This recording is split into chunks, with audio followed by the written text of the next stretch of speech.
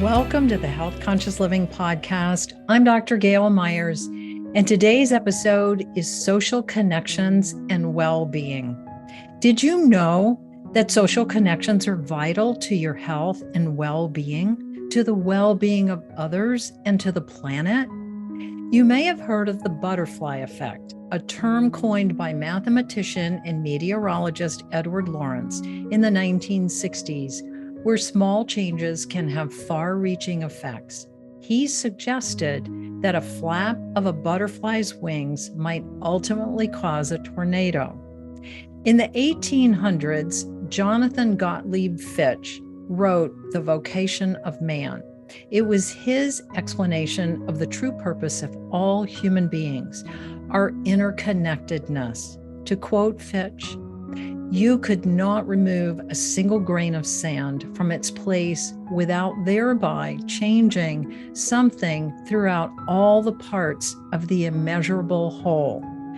We are interconnected, and our actions are far-reaching and have long-term effects. You see, your well-being affects not only your health, but the health of those around you, your community, and the entire planet. Humans are wired to be connected in tribes. Your vibe connects your tribe.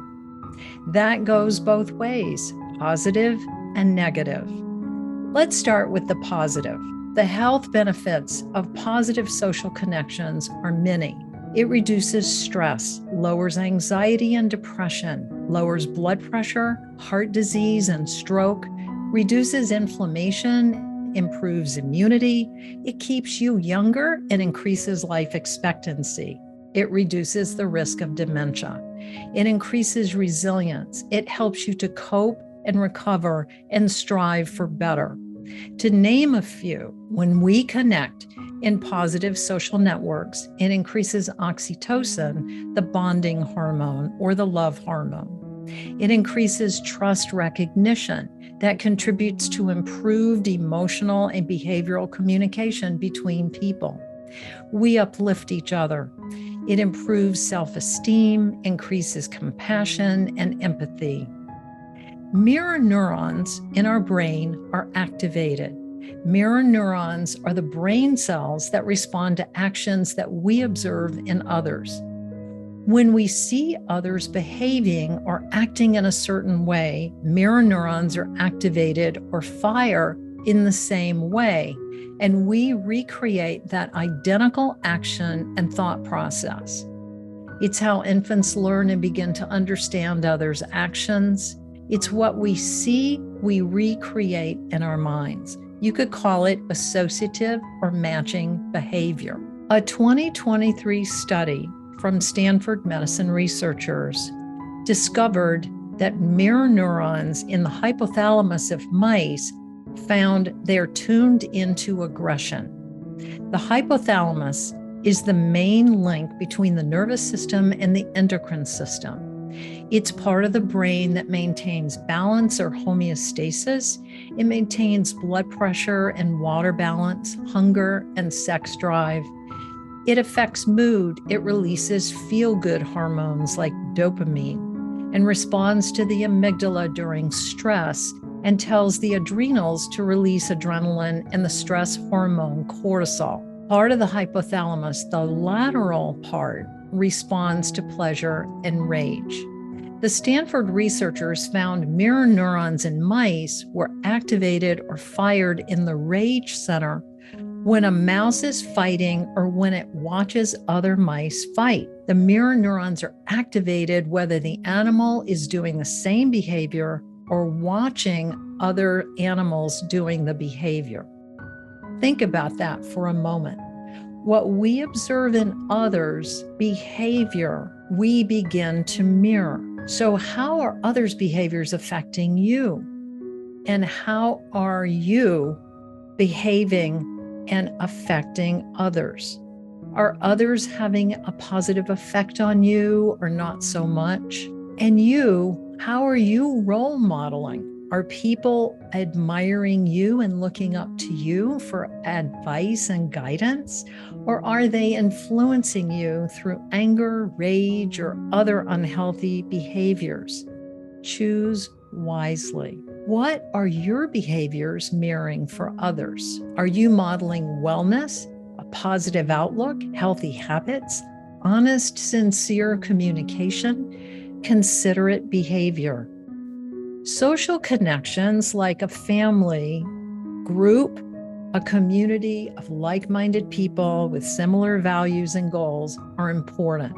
Surrounding yourself with a positive social network affects your outlook, lowers stress, anxiety, and depression. A recent 2023 study at Ohio State University found doing acts of kindness for others takes your mind off your anxiety and depression. So doing good deeds for others helps you feel more connected to others, and you can help heal yourself. Being connected socially gives a sense of belonging and purpose. It creates a community bonded by common values with a sense of purpose, working toward a common goal, which amplifies the value of your work, either individually or as a group. It helps you and others to thrive. Are you supported and uplifted as you support and uplift others? It boosts your mental and physical health when you do. When you hang out with like-minded people or groups, it improves sleep, well-being, and the overall quality of life. Now, remember, we're talking about positive social connections. Social wellness is important to building emotional resilience. Surrounding yourself with a positive social network improves self-esteem, so you have a self-esteem team and uplift each other.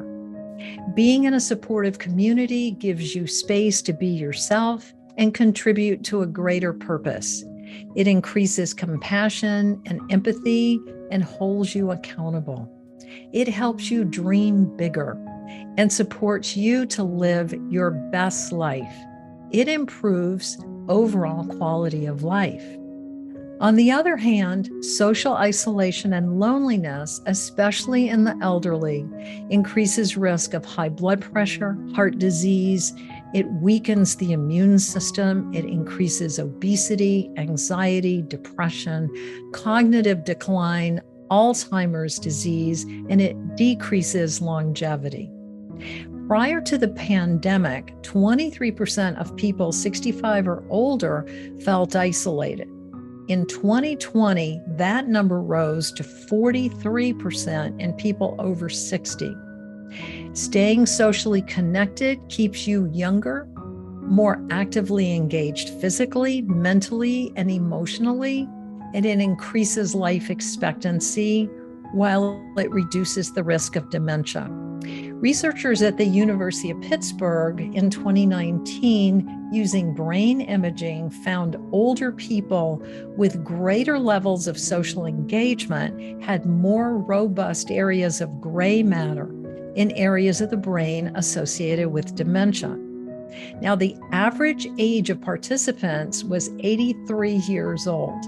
They had larger areas of gray matter in the brain when socially involved with children, relatives, friends, neighbors, married or living with others, when they did volunteer work and attended lectures and classes and adult education activities, when they traveled long distance and played board games and went to movies. So you see, we're wired to be with our tribe, and we're affected by how people around us act, and we affect others by our behavior. When you run with a healthier crowd, you eat better, you exercise, you laugh more, you support each other, you engage in life and hobbies, you travel, you stay engaged in life and grow your gray matter. Think about all the groups that you belong to now: your family, your neighborhood, your town or village, your state or country. Are you involved in a spiritual or faith-based community? Are you involved with politics? What are your fields of interest? Health and wellness, medicine, nursing, business, finance, law, teaching, art, writing, speaking, philanthropy. The list goes on. And what are your passions? Is it the environment, preserving natural areas, the rainforest, the ocean? Is your passion animals and helping animals? Are you passionate about travel and learning a new language and new cultures? Or hiking, walking, gym workouts? Are you passionate about charities and helping children, the homeless, the underserved? Are you passionate about history and preserving landmarks? Take a moment and reflect on all the social connections you have already and which ones you might want to participate in more. How can you take what your special gifts are and share them with the world to contribute to making the world better for all of us? In an earlier episode, we heard from Rick Ornelas, founder of iSpark Change. After his entire family survived a serious motor vehicle accident and near-death experience, he received an intuitive message that he was to write a book. 20 years later, during the pandemic, when he was anxious, isolated, and desperate, he got the wake-up call in the form of divine inspiration and awe-inspiring spiritual connection. In under 3 months, he wrote a bestseller, 12 Hours of Heaven, Lessons for a Better World. He went on to found iSpark Change Community to empower and connect humanity, to spread positive change and elevate social impact, bringing hope and inspiration to future generations. The formula: positive change plus daily actions equals a safer, healthier world.